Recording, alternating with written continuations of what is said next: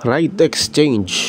Ang 3-team trade ng Barangay Ginebra San Miguel, Magnolia Chicken Templados Hotshots kasama ang conduit team na Terra Firma Jeep para sa pagpapalitan ng rights nila Roosevelt Adams, Jamie Malonzo at William Navarro.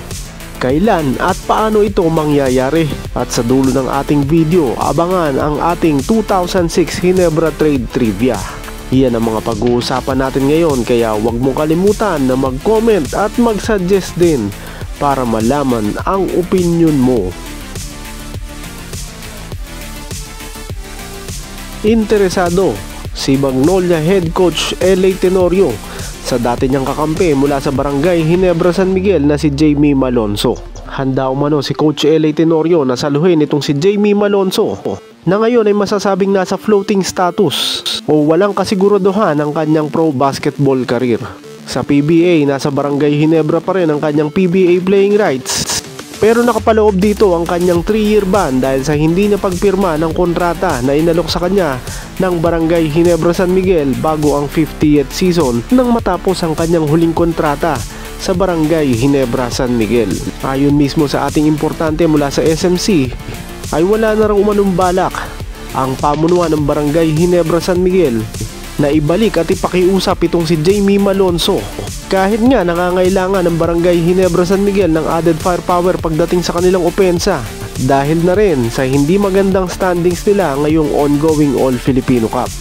Sinasabing hahayaan na lamang umano ng San Miguel Corporation, lalo na ng Barangay Ginebra San Miguel, na iserve muna nitong si Jamie Malonzo ang kanyang 3-year ban at saka umano nila pag-uusapan ng panibagong kontrata rito oras na matapos ang nasabing 3-year ban sa PBA. Pero gusto nga umanong saluhin ni Coach L.A. Tenorio itong dati niyang kakampi mula sa Barangay Ginebra San Miguel na si Jamie Malonzo, na sana nga ay mapunta na lamang daw ito sa kanyang kupunan ngayon sa Magnolia Chicken Templados Hotshots sa pamamagitan ng isang 3-team trade na magpapalitan ng rights ng Terra Firma Jeep na magiging conduit team at ng Barangay Ginebra San Miguel na magbibigay dito kay Jamie Malonzo papunta sa Magnolia Chicken Templados Hotshots.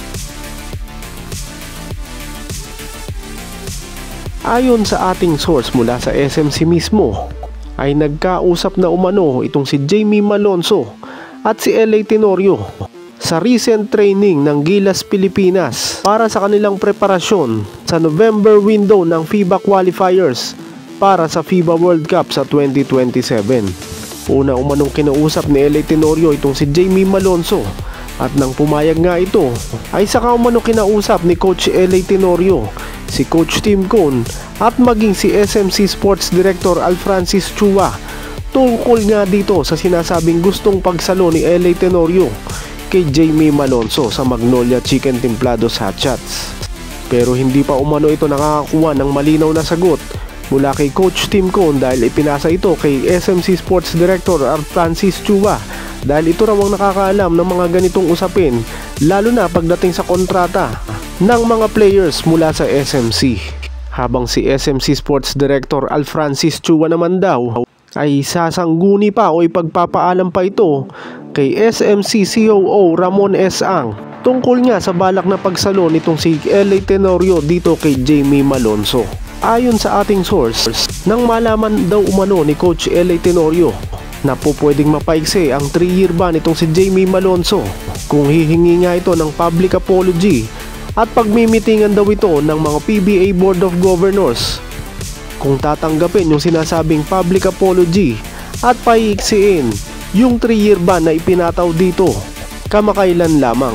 At ang plano nga umano ni Coach L.A. Tenorio na sinang-ayunan na rin naman daw ni SMC Sports Director Alfrancis Chua dahil sinasabing all out din to sa Magnolia Chicken Templados Hotshots ngayon, ay padadaanin muna sa proseso ng public apology itong si Jamie Malonzo sa mga PBA Board of Governors at Commissioner's Office. At kapag inapruban ang kanyang public apology at pinaiksi na nga lang yung kanyang 3-year ban na sinasabing paiksi na lang umano sa 1 year mula dun sa 3-year ban na ipinataw sa kanya. Bagamat hindi pa ito magiging malinaw sa ngayon dahil kinakailangan pa nga ng approval ng mga PBA Board of Governors na sinasabing paiksi na lamang mula dun sa 3-year ban ay gagawin na lamang itong 1 year Sa pool ng pirmahan niya yung kanyang kontrata sa Kyoto Hanaris sa Japan B-League Division 1. Kaya ibig sabihin, by September next year 2026, ay yun ang sinasabing magiging target na pagbabalik ni Jamie Malonzo sa PBA. At kung sakali nga na matuloy ang 3-team trade na to, ay sa Magnolia Chicken Templados Hotshots na kasama si Coach L.A. Tenorio. At kung papaano mangyayari na mapupunta itong si Jamie Malonzo sa Magnolia Chicken Templados Hotshots mula sa Barangay Ginebra San Miguel, na parehong hindi naman pwedeng mag-trade ng diretsahan dahil nga pareho itong nasa SMC at ito ay mga sister teams. Kaya sinasabing kakailanganin nila ang tulong ng conduit team na Terra Firma Jeep para may sakatuparan ang paglipat ni Jamie Malonzo mula sa Barangay Ginebra San Miguel papunta sa Magnolia Chicken Templados Hotshots. At ang mangyayari nga isang 3-team trade kung saan ipapadala muna ang PBA playing rights nitong si Jamie Malonzo. Oras na mapaiksi na yung kanyang 3-year ban sa 1 taon na lamang. At kapag ka nangyari nga yun, ay gagawa ng isang 1-on-1 straight trade ang Barangay Ginebra San Miguel sa Terra Firma Jeep, kung saan mapupunta na nga ang PBA playing rights nitong si Jamie Malonzo. Kapalit din naman ng PBA playing rights ng isa sa mga dating players ng Terra Firma Jeep na si Roosevelt Adams.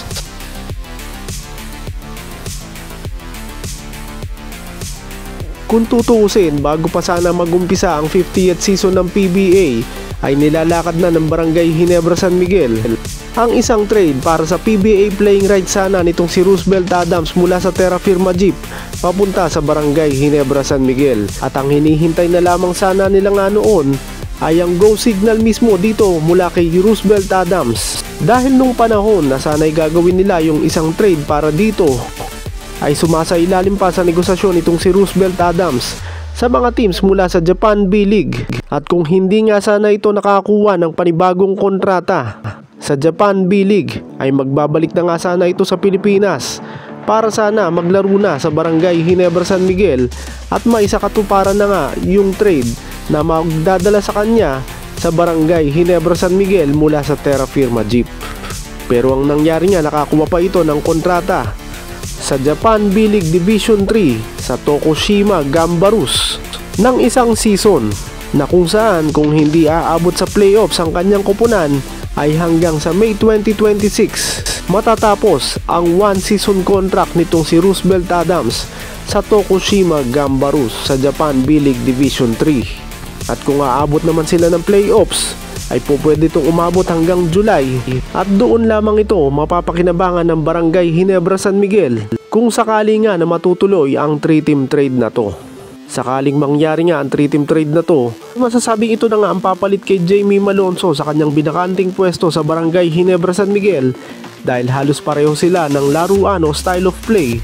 Pero masasabing mas athletic at agile si Jamie Malonzo kesa dito kay Roosevelt Adams na isang 3-and-D player o madalas mag-concentrate sa kanyang 3-point shooting at sa kanyang depensa. Huling naglaro sa PBA itong si Roosevelt Adams noong 2022 sa Terra Firma Jeep bago ito tumulak sa Japan B-League kung saan naglalaro siya hanggang ngayon. Sa height na 6'5", kayang maglaro nitong si Roosevelt Adams ng 2 hanggang 3 positions mula shooting guard, small forward hanggang sa stretch 4 na siyang position niya nung nandun pa siya sa Terra Firma Jeep nung panahon ng pandemic. Nagdesisyon lamang ito na tumulak sa Japan B-League nang hindi ito mabigyan ng Terra Firma Jeep ng panibagong magandang kontrata, kaya mas pinili na lamang nito yung offer sa kanya sa Japan B-League Division 2 sa koponan ng Kagawa 5 Arrows. At nang matapos ang kanyang kontrata sa nasabing koponan, lumipat siya sa Yamagata Wyverns bago siya tuluyang lumipat din sa Tokushima Gambarus na kanyang koponan ngayon sa Japan B-League Division 3. Sinasabi naman na hindi bumabalik itong si Roosevelt Adams sa PBA dahil nasa Terra Firma Jeep pa rin ang kanyang PBA playing rights. Ayon sa ating source mula sa SMC, ang gusto daw kasing mangyari nitong si Roosevelt Adams ay matrade ang kanyang PBA playing rights, saka lamang umano siya babalik dito sa Pilipinas at sa PBA. At kung sakali nga na matutuloy ang 3-team trade na to at mapupunta na ang kanyang PBA playing rights papunta sa Barangay Ginebra San Miguel, ay siguradong uuwi na nga ito dito sa Pilipinas at sigurado na maglalaro sa PBA kung sakali sa Barangay Ginebra San Miguel bilang pamalit sa bakanting pwesto na iniwan ni Jamie Malonzo na ngayon ay may 3-year ban sa PBA. Kaya posibleng maihabol pa ito ng Barangay Ginebra San Miguel sa 3rd Conference o sa Governor's Cup na tinatayang mag-uumpisa sa August 2026. At ang pinakamaagang pwede nilang makuha itong si Roosevelt Adams ay sa June 2026 kung saan ongoing pa ang Commissioner's Cup. Pero malamang playoffs na yon, kaya hindi na rin maihahabol itong si Roosevelt Adams. Kaya sigurado na sa Governor's Cup na lamang ito makapaglaro sa Barangay Ginebra San Miguel sakaling matuloy ang 3-team trade na to. At para nga mapunta si Jamie Malonzo o yung kanyang PBA playing right sa Magnolia Chicken Templados Hotshots, ay sinasabing ang ipapalit naman ng Magnolia Chicken Templados Hotshots papunta sa Terra Firma Jeep para makuha si Jamie Malonzo ay ang PBA playing rights naman nang sinasabing malapit na ring ma-terminate ang kontrata sa KBL naman na si William Navarro. Kung inyong matatandaan, bigla na lamang iniwan itong si William Navarro ang Magnolia Chicken Templados Hotshots nang matapos ang kanyang kontrata na na-inherit ng nasabing kupunan mula sa Northport Batang Pier na pinanggalingan nitong si William Navarro nang matrade ito kapalit ni Calvin Abueva at ni Jeric Balanza. At kagaya rin ni Jamie Malonzo ay hindi na ito nakipagnegosasyon sa Magnolia Chicken Templados Hotshots at sa halip nga ay pinirmahan na yung sinasabing matagal ng offer sa kanya sa KBL sa Busan KCC Aegis. Pero sa ngayon, hindi maganda ang tinatakbo ng karir nitong si William Navarro sa KBL dahil palagi nga itong binabangko o maiksing minuto lamang ang nakukuha nito kung sakasakaling ipinapasok man ito kagaya ni Jamie Malonzo. At madalas pa nga ay did not play status pa ito dahil sa coach's decision. Kaya malamang nga umano ang mga balita sa KBL na mate-terminate na rin ang kontrata nitong si William Navarro dahil hindi raw nagustuhan ng Busan KCC Aegis coaching staff at management ang performance nitong si William Navarro sa kanilang koponan. At kagaya nga rin ni Jamie Malonzo ay meron din itong 3-year ban sa PBA. Kaya kahit nga ma-terminate ang kanyang kontrata ay hindi rin ito agad-agad makakabalik sa PBA kung hindi rin ito hihingi ng public apology at kung hindi rin na-aproban ng mga PBA Board of Governors. Kaya kung sakali na ma-terminate ang kanyang kontrata na 1-year contract lamang mula sa Busan KCC Aegis, ay baka magsabay pa sila ni Jamie Malonzo na humingi ng public apology mula sa PBA Commissioner's Office at sa mga PBA Board of Governors para muling makapaglaro at makabalik sa PBA. At kung sakali nga na matuloy ang 3-team trade na to ay sa Terra Firma Jeep na. Bali ang mangyayari nga, unang gagalaw ang Barangay Ginebra San Miguel para ibigay ang PBA playing rights ni Jamie Malonzo papunta sa Terra Firma Jeep kapalit ng PBA playing rights naman ni Roosevelt Adams. At kapag nasa Terra Firma Jeep na nga ang PBA playing rights ni Jamie Malonzo ay saka naman ite-trade o ililipat ng Magnolia Chicken Templados Hotshots ang PBA playing rights naman itong si William Navarro papunta sa Terra Firma Jeep para makuha na nila ng tuluyan si Jamie Malonzo. Pero mangyayari nga lang lahat yan, una, mabibigyan muna ng public apology itong si Jamie Malonzo at ganun din itong si William Navarro. Pero hindi naman kinakailangan yung kay William Navarro dahil hanggang ngayon ay meron pa rin itong kontrata sa KBL. Kaya ang kinakailangan lamang talagang magkaroon ng public apology ay itong si Jamie Malonzo para matuloy na ang 3-team trade na to sa pagitan ng Barangay Ginebra San Miguel, Magnolia Chicken Templados Hotshots at Terra Firma Jeep para masalo at magkasamang muli sila Jamie Malonzo at si Coach LA Tenorio sa Magnolia Chicken Templados Hotshots.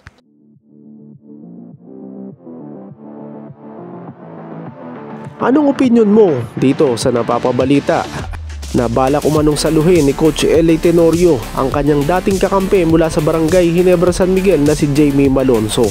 At mangyayari nga lang yun sa pamamagitan ng isang 3-team trade kasama ang conduit team na Terra Firma Jeep at ang kanilang sister team na Barangay Ginebra San Miguel. na sinasabing mangyayari lamang kung mabibigyan ng public apology at mapapaiksi mula sa 3-year ban hanggang sa 1-year ban na lamang ang parusang ipinataw ng PBA dito kay Jamie Malonzo para muling makabalik at makapaglaro sa PBA. Posible kaya itong mangyari para muli nang magkasama si LA Tenorio at itong si Jamie Malonzo sa bagong kupunan nila na Magnolia Chicken Templados Hot Shots. At ang magiging kapalit naman ni Jamie Malonzo mula sa Terra Firma Jeep ay ang PBA playing rights nitong si Roosevelt Adams na sinasabing dapat bago magumpisa ang 50th season ay napunta na talaga sa Barangay Ginebra San Miguel, pero nakakuha lamang ito ng panibagong kontrata sa Japan B-League Division 3. Posible kaya na kapag na-trade na ang kanyang PBA playing rights papunta sa Barangay Ginebra San Miguel, kapalit naman ang PBA playing rights ni Jamie Malonzo, ay bumalik na nga ito sa Pilipinas para magbalik na rin sa PBA at sa pagkakataong ito sa Barangay Ginebra San Miguel. Posible kaya na magkatugma-tugma at maging successful yung magiging public apology ni Jamie Malonzo para mapunta nga ito sa Magnolia Chicken Templados Hot Shots na dadaan muna sa Terra Firma Jeep, kapalit nitong si Roosevelt Adams na mapupunta naman sa Barangay Ginebra San Miguel. Oras na mapaiksi ang 3-year ban ni Jamie Malonzo papunta sa 1-year ban na lamang. Lahat ng mga yan, huwag mong kalimutan na mag-comment at mag-suggest din para malaman ang opinion mo.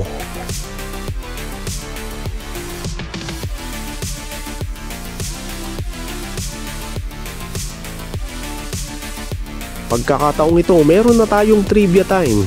At ang bueno mano nating trivia time dito sa Basketball Talk Studio Express ay ang 2006 trade ng Barangay Ginebra San Miguel kasama ang kanilang sister team noon na Coca-Cola Tigers at ang Air 21 Express na nagdala sa Barangay Ginebra San Miguel sa PBA playing rights nitong si Rudy Hatfield mula sa Coca-Cola Tigers. Naging kontrobersyal ang trade o ang 3-team trade sa pagitan ng Coca-Cola Tigers at ang sister team nila na Barangay Ginebra San Miguel o Barangay Ginebra Kings noong mga panahon na yon, kasama ang conduit team na Air 21 Express. At sa naturang trade na yon, nakuha ng Barangay Ginebra Kings sila Rafi Rivis, Billy Mamaril at ang PBA playing rights ni The H-Bomb Rudy Hatfield. Napunta naman sa Coca-Cola Tigers ang mga players noon mula sa Barangay Ginebra Kings na sila Manny Ramos, Ryan Bernardo at Kalani Ferreria. Habang napunta naman sa Air 21 Express sila Ervin Soto, ang ama ni Kai Soto, at ang assistant coach ngayon ng Blackwater Bossing na si Aris Di Maunahan.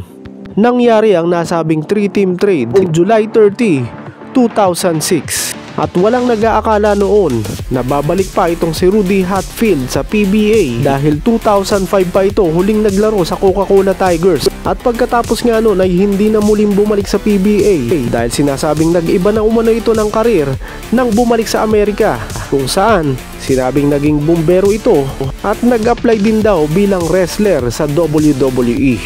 Pero nang malaman ni Rudy Hatfield ang trade, nagdala sa kanyang PBA playing rights papunta sa Barangay Ginebra Kings noong mga panahon na yon, ay 1 buwan lamang ang kinakailangan bago tuluyang bumalik sa Pilipinas itong si Rudy Hatfield para maglaro sa Barangay Ginebra Kings o Barangay Ginebra San Miguel sa ngayon. Nakilala ng mga PBA fans itong si Rudy Hatfield dahil sa kanyang mga energetic plays kung saan napakalakas nitong kumuha ng mga rebounds at kahit na sabihin mong undersize yan sa height na 6'3" bilang power forward ay napakabilis at napakaliksi naman ito.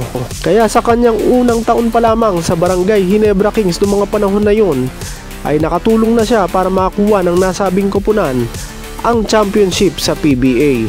Naglaro siya sa Barangay Ginebra Kings o Barangay Ginebra San Miguel mula 2006 hanggang 2013 nang ito ay mag-retire na. Naging kakampi pa ito noon nila Mark Kagiwa at JJ Helterbrand, kasama na rin si Major Payne, Eric Menk, nang mapanalunan ng Barangay Ginebra Kings ang 2006 All Filipino Cup nung mga panahon na yon.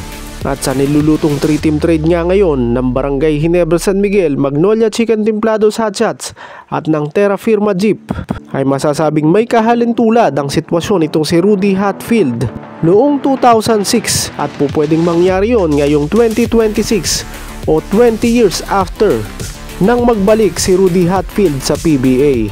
At ang posibleng nga mangyari, magbabalik din sa PBA si Roosevelt Adams, mapupunta sa Barangay Ginebra San Miguel, na halos pareho nang nangyari noon dito kay Rudy Hatfield na napunta rin sa Barangay Ginebra Kings. Malay natin, after 20 years, history will repeat itself para sa Barangay Ginebra San Miguel at right away makapanalo ulit sila ng championship sa All Filipino Cup.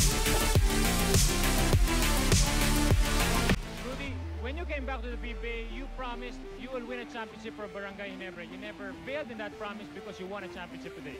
Yeah, that's right, I did. You know what, when you got teammates like Major Payne, the Fast, the Furious, and the Fearless, you got Giraffe Reeves, you got the Reaper, Andy Siegel, you got Miggity Mac Macapagal, you got all these guys on our team, and we got the two big guys at the helm, Dominic Cheeks and Shorty Tonkinson, and there's two little comrades below, Coach Juno and Indiana Ardella Cruz, and then, you know, you got the man at the top of the team, Big Bang, Hank Kawanko taking care of the business and inspiration.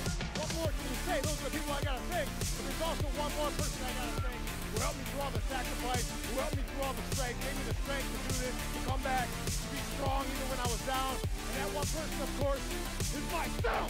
I thank myself, Rudy Hatfield. Rudy Hatfield came to this league. He said he was gonna win. He kicked down the door. He beat everybody. Like he said, if you all wanted to give up earlier, you should have, like I told you. But no, you want to do it the hard way. But Rudy does everything the hard way. I bring the hurt. I bring the pain. I do it all. I was at home 2 years ago with a bag of milk duds and some Doritos, and I was killing everybody. And I am the end all. The be-all. Do it all. Mr. 110. Wala na akong masabi. Natameme na.